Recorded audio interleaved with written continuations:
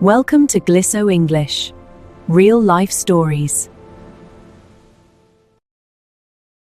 Imagine waking up, grabbing your phone, and seeing a message that turns your stomach upside down. A stranger has your private photos, your personal chats, and they are demanding money to keep them quiet. This isn't a movie plot. It happens to thousands of regular people every single day. Welcome to Chapter 1 of our story, The Hacked Account. Today, we're following Maya's journey as she faces every smartphone user's worst nightmare. You will learn exactly how hackers pull off this scam, what you should do if it ever happens to you, and the essential English vocabulary you need to talk about digital safety. Let's see how the nightmare began. It was a chilly Tuesday evening, and Maya was curled up on the couch, sipping a warm cup of chamomile tea. Her smartphone rested on the coffee table, its screen glowing softly in the dim living room.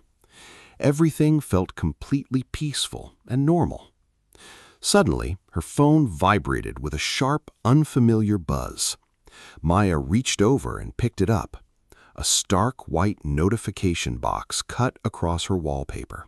It read, "Security alert, logged out from another device." Maya frowned, her brow furrowing in confusion. "That's strange," she muttered to herself. She hadn't logged into her account from any other computer or tablet today. She tapped the screen to open her favorite social media app, expecting a glitch. Instead, she was greeted by the cold, blank login screen. She typed in her password carefully, making sure each character was correct. "Incorrect password. Please try again." She tried a second time, typing much slower. "Incorrect password." A sudden, freezing cold wave of anxiety washed over her. Her fingers began to tremble slightly as she hit the "Forgot Password" button. The app refreshed, showing a prompt, "We sent a verification code to your registered email." But the email address listed on the screen wasn't hers. It had been changed to a bizarre string of random letters ending in a foreign domain name. Her stomach dropped like a lead weight. The reality of the situation hit her all at once. Her password hadn't failed, and it wasn't a temporary glitch. Someone else was inside her digital life, and they had just locked her out.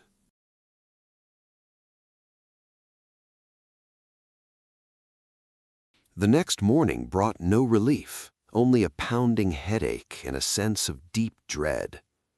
Maya sat at her kitchen table, staring blankly at her laptop screen, while her coffee grew cold.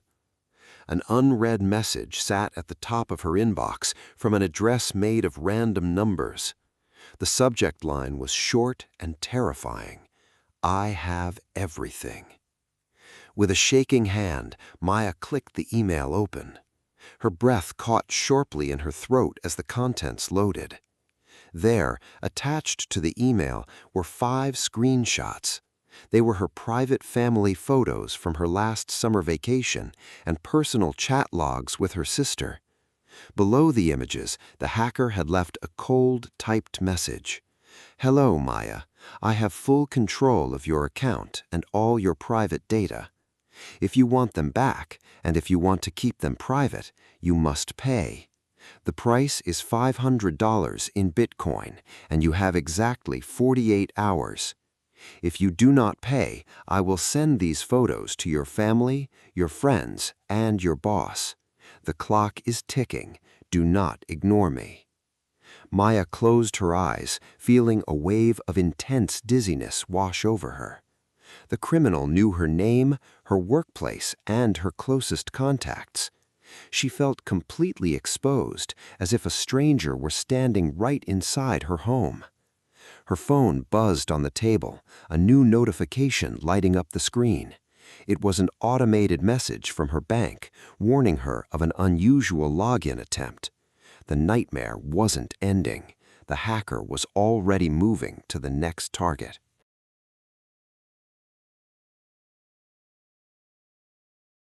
Maya spent the next 2 hours trying to follow standard account recovery procedures. She opened the platform's help center on her laptop, searching for compromised accounts. The website instructed her to click the original security link sent to her email when the password was changed. She found the email and clicked the link, hoping desperately to reverse the damage. A red warning message popped up on her screen. This link has expired. The hacker had moved too quickly, locking down the account before she could react. Maya tried to use the security question option, but the questions had been reset. Instead of asking for her first pet's name, the system asked for a security key she didn't possess. Even worse, the hacker had enabled a new two-factor authentication app.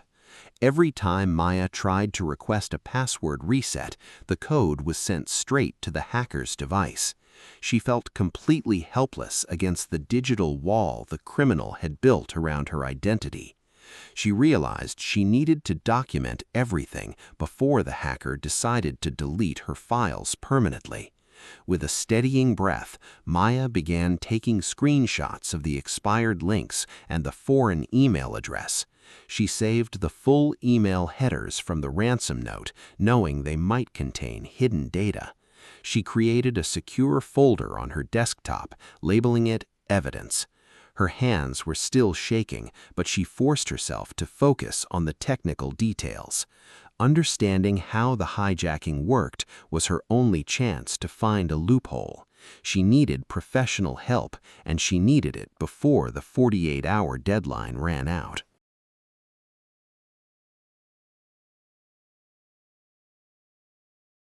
Maya woke up at dawn, having barely slept a single wink. The overwhelming weight of guilt and shame kept pressing down heavily on her chest. She kept retracing her steps, wondering how she could have been so incredibly foolish. Was it the unsecured public Wi-Fi she used at the busy coffee shop on Monday? Or was it that strange delivery tracking link she had clicked without thinking last week? The self-blame was eating her alive, making her feel completely isolated and alone. Realizing she couldn't handle this crushing burden by herself, she reached out to Noah. Noah was an old college classmate who worked professionally as a digital security analyst. They met at a quiet park downtown, away from any screens or electronic devices. Maya's voice trembled with emotion as she explained the extortion and the ticking clock. Noah listened patiently, his expression serious but calm, which helped soothe her racing mind. "Maya, you need to stop blaming yourself right now," Noah said gently but firmly. "These cybercriminals use highly sophisticated psychological tricks to trap innocent people. Hiding in isolation and feeling ashamed is exactly what the hacker wants you to do. When you stay quiet, they keep all the power, but opening up changes the game." Noah explained that cyber extortion thrives on fear, secrecy, and rapid panicked decisions. By breaking her silence and seeking support, Maya had taken her very first step toward fighting back. For the first time since the hack began, a tiny spark of hope replaced her deep despair.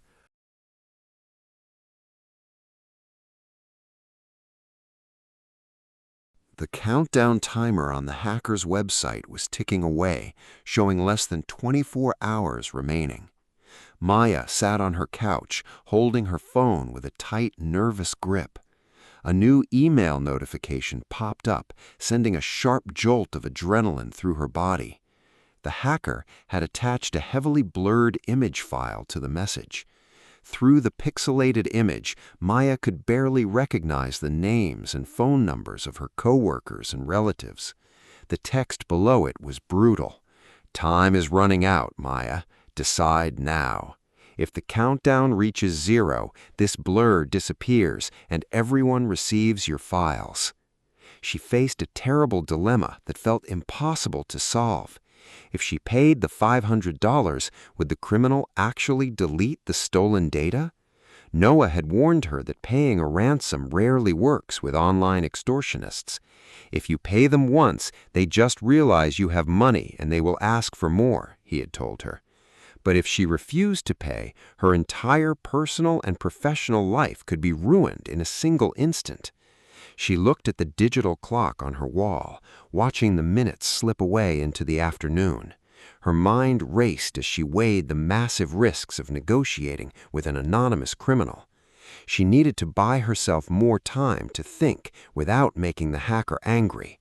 With a trembling index finger, she opened a new message draft to reply to her attacker. She had to pretend she was willing to cooperate while secretly planning her next move.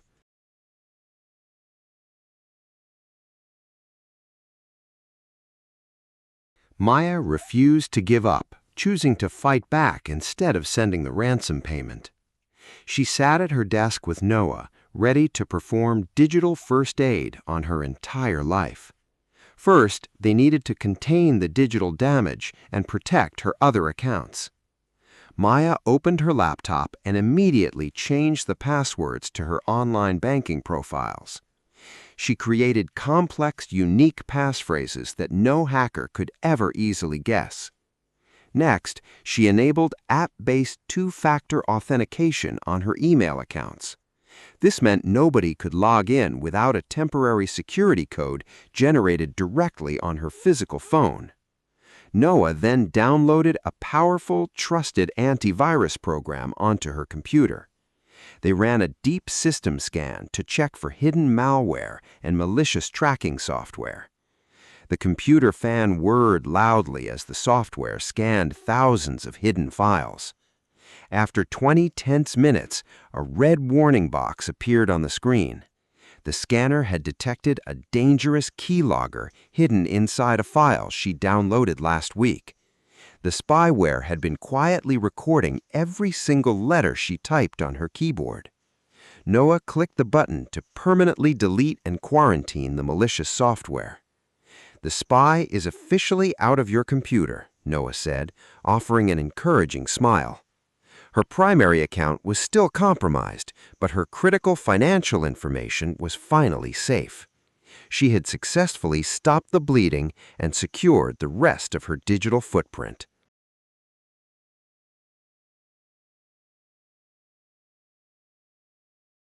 With the spyware completely removed, Maya decided it was time to take official action. She drove down to the local police precinct, her heart thumping against her ribs. Sitting in a cold interview room, she explained the entire extortion plot to Officer Brooks.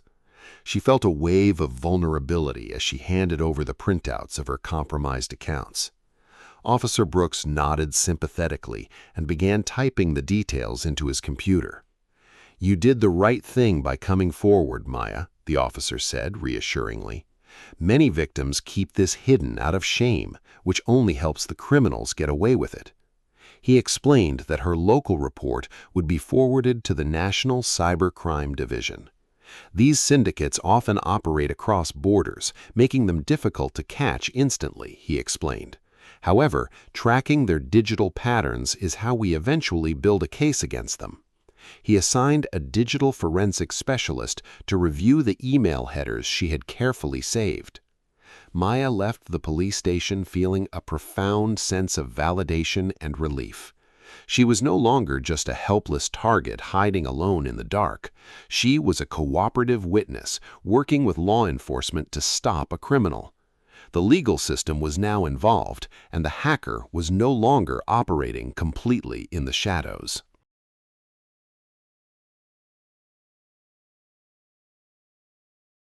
Following the police officer's advice, Maya needed to stall the hacker to buy the investigators more time. She sat at her kitchen table with Noah, opening the email chat window to reply to the extortionist. "I want to pay," Maya typed, her fingers steady despite the pressure. "But I am having trouble setting up the cryptocurrency wallet." She needed to make her panic look real so the hacker wouldn't suspect a trap. Meanwhile, Noah was preparing a specialized tracking link on his laptop. He embedded the link inside an image file that looked like an official bank transfer receipt. If the hacker clicked the image to verify her progress, the link would capture their digital location data. A few minutes later, the hacker replied aggressively, "Stop making excuses. Send the proof of funds immediately." Maya's heart raced as she attached the disguised receipt file to her reply message. "I took a screenshot of the pending transfer error. Please look at it and tell me what I am doing wrong." She hit the send button, her eyes instantly fixing on Noah's secondary monitor screen. They needed the hacker to open the file from a live network connection, not a masked VPN. The minutes ticked by in absolute silence as they waited for the digital bait to be taken. Suddenly, a bright green notification flashed across Noah's monitoring software screen. "We have a hit," Noah whispered excitedly, his fingers flying across his keyboard. "The target just opened the file."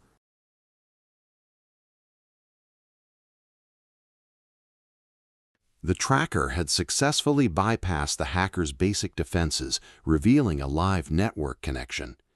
Noah's monitor displayed a map, zooming past international borders and centering on a nearby suburb. "He isn't overseas, Maya," Noah said, pointing at the blinking coordinate point. "He is operating just 40 miles away from here." The tracking software captured the hacker's real Internet protocol address and his unique device signature.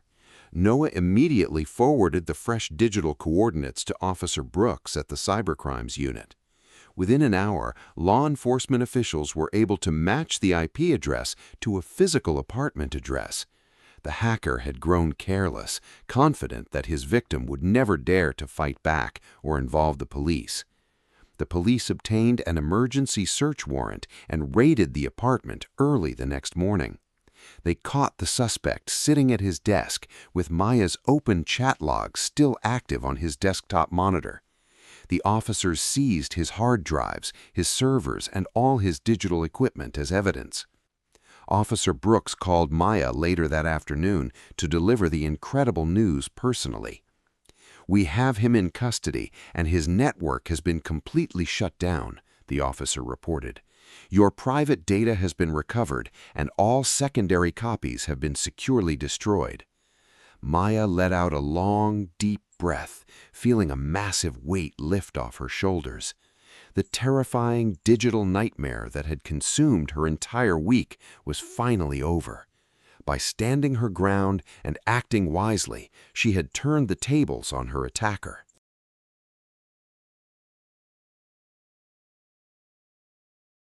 3 weeks after the arrest, Maya sat in a bright neighborhood cafe, enjoying the warm morning sun. Her phone buzzed on the wooden table, but this time her heart didn't leap with fear. It was just a message from her sister, sending a funny video and a warm greeting. Maya had successfully recovered her online account, completely changing its settings to make it a digital fortress. She had lost some old archive files, but she had gained an invaluable sense of personal empowerment. Instead of letting the traumatic experience make her afraid of technology, she decided to share her story. She started a small online blog and hosted a weekend workshop at the local community library. She taught her neighbors how to recognize phishing scams and how to use strong password managers.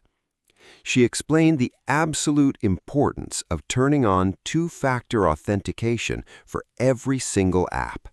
Cybercriminals rely entirely on our silence, our fear, and our lack of knowledge, Maya told her audience. When we educate ourselves and protect our data, we take all of their power away.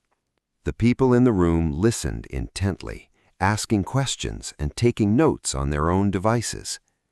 Maya looked around the crowded room, feeling a deep sense of pride and fulfillment.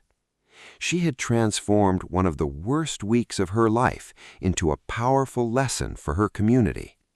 She was no longer a victim hiding in the dark. She was a leader, guiding others toward digital safety. What an incredible journey for Maya. She went from feeling completely helpless to becoming a leader in her community, showing us that knowledge truly is power when it comes to digital safety. Now it is your turn to practice what you have learned today. You can find all the vocabulary of the story down below in the description box. Can you guess the correct meaning of the cybersecurity terms we used in today's story? Leave your answers in the comments below, and I will check them myself to see how you did. If you want to keep improving your English while learning how to solve real-life problems, hit that subscribe button and turn on notifications. Thank you for watching. Stay safe online, and I will see you in the next story. Goodbye.